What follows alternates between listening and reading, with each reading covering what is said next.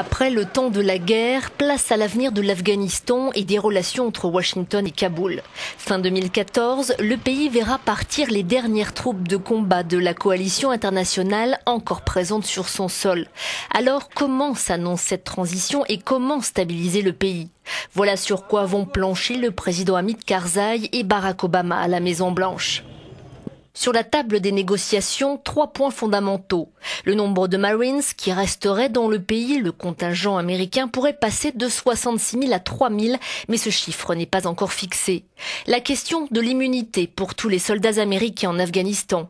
Et puis les négociations de paix entre Kaboul et les talibans au nom de la stabilité du pays.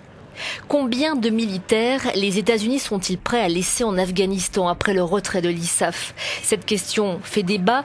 Le général John Allen, à la tête des forces de l'OTAN en Afghanistan, propose de garder entre 6 000 et 15 000 soldats après 2014.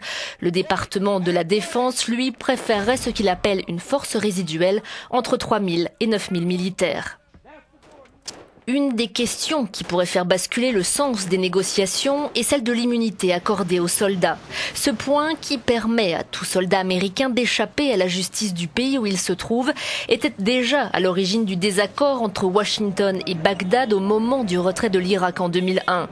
Aux dernières nouvelles, Hamid Karzai serait prêt à faire quelques concessions, mais encore une fois, tout va dépendre du plan que Washington lui présentera.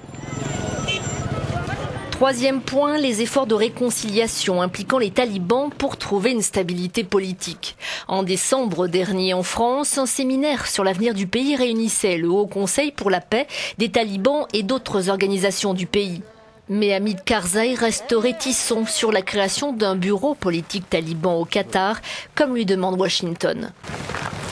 Barack Obama et Hamid Karzai veulent un accord gagnant-gagnant. Objectif, prouver pour l'un qu'il n'est pas la marionnette de Washington et pour l'autre qu'il a eu raison d'accélérer le retrait des forces américaines du bourbier afghan. Thank you.